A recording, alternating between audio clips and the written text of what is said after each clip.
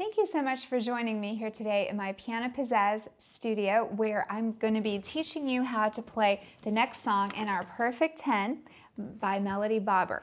We have been studying so far several selections in this book. I think that you're going to find this particular one very interesting. The name of it is called Study. Okay, so right now you're thinking, oh, that sounds boring, it's not going to be fun. But I promise you, I'm going to show you some fun ways that you're going to be able to spice it up, and then you're going to be studying it without even realizing that you're studying. Okay, so first let's just kind of review a couple of things. Let's go back, take your books with me, back to Trampoline Tricks. Okay, all of you loved this one so much, and you've done a great job with it. Notice how they're expanding your hand position. On this particular song, it goes up to what I call the high C position at the end, where we play the 5-finger position, C, D, E, F, G, F, E, D, C. Right here at the very end, your hands are 2 octaves apart. When we turned the page and we went to the following song, the 2 marches, the first one, the right hand again was up in this higher C position. Again, on the following song on Springtime, your right hand is still in the higher C position. That's exactly where it's going to be today on Study. So let's just review your notes in the treble clef that you're going to be using. Okay, so we're starting with the 3rd space. That's your C. That's where your thumb is going to go on this C. Not the middle C, but the treble C. After the C, we have the 4th line, the D, with a 2-finger. The E with a 3rd finger. That's the top space. The 5th line is with a 4th finger. It's the F. And the 5th note is G. It sits up on top of the staff and you play it with your pinky. So keep your fingers all in that position to play those notes. Now the left hand is going to be in the bass clef, and these are notes that you've already been working on in most of the other songs. So I want you to start with me with the left hand today. We're going to be reading the notes in the left hand. You'll notice that the hands are playing unison. That means we're playing the same notes in both hands. But for this first time, I'm just going to show you how the song goes using my left hand.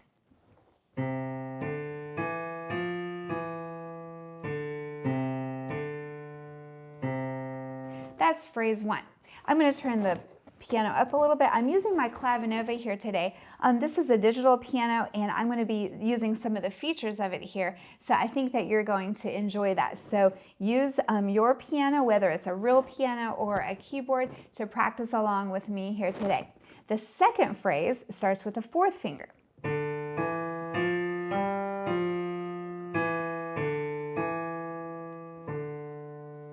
Then the 3rd phrase starts with a 3rd finger.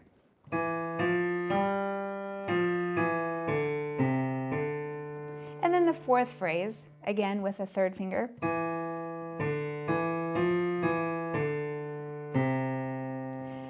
So notice I did a lot of action with my lower fingers here in the left hand. Those are the ones that are a little bit less coordinated, so you may have to do some finger exercises. If you're working through the Dozen a Day finger exercise book, then you've already been loosening up those fingers and getting them adapted to playing all of the different directions that your fingers need to go. In the right hand, you're using the lower fingers a little bit more than the upper fingers. So notice that when we're playing unison, the notes are going in the same direction at the same time, but our fingers are going in opposite direction. That can be a challenge for our brain sometimes, so you're going to want to practice this separately. So the right hand starts with a thumb.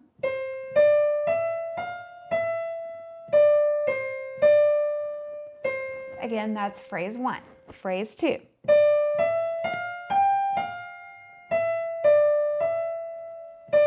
Phrase 3.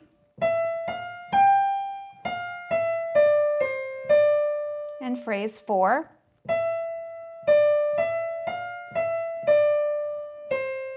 So when you join them hands together, they should sound like one voice. So you don't want to hear one and then the other kind of sloppily. You want it to be very together.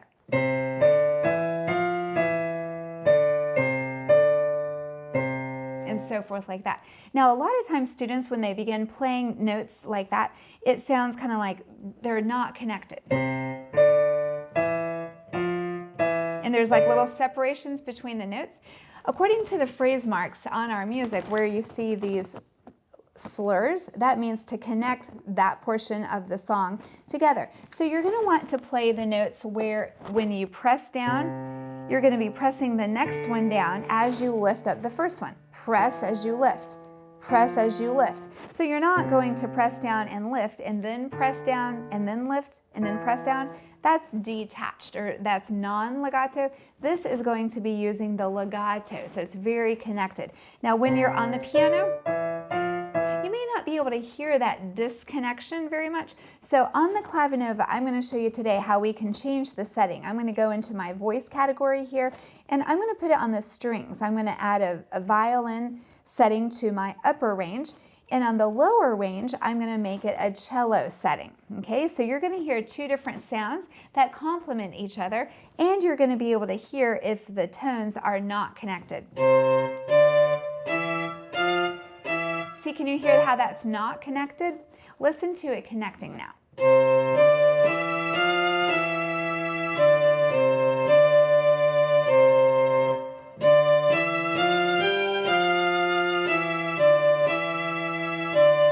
Little lifts in between the phrases are fine because you don't have to connect over each phrase into each other. So you're going to have that little bit of a breath mark with your hands, you might say.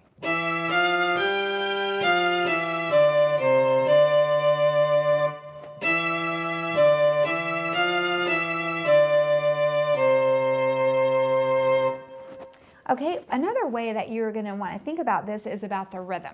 Okay, so there's 4 beats in each measure, and the half notes get 2 beats, the whole notes get 4 beats. Okay, so there's not anything challenging really about the rhythm. So to enhance the rhythm, to make it sound a little bit more exciting, I'm going to go to a different setting here, and I'm going to add a style. Okay, so I'm going to go into my synth category. I'm going to update the sound just a little bit by using a synth percussion called organ bells as my voice, and to go along with it in the rhythm, in the style category, I've chosen a rhythm and blues category. So I think that is going to add a little bit of a beat.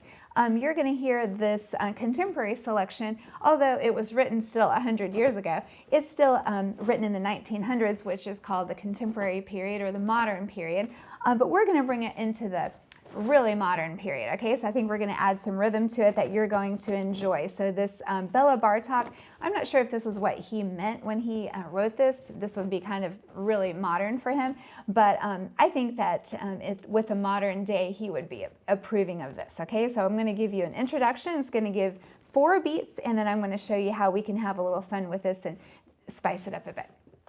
2, 3, 4. 1, 2, 3, 4. 1, 2, 3, 4. 1, 2, 3, 4.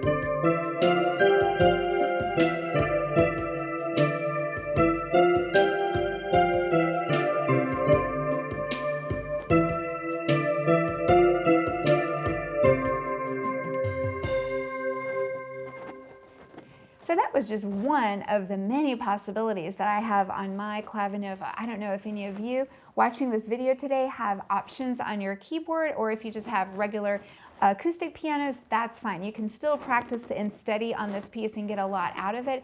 But if you do have a way to spice up the sounds, maybe add some rhythms, I think it would make it more fun for you. And before you know it, you're going to have tried so many options that your fingers are not even going to be noticing playing because you're listening to the fun sounds that you're able to create.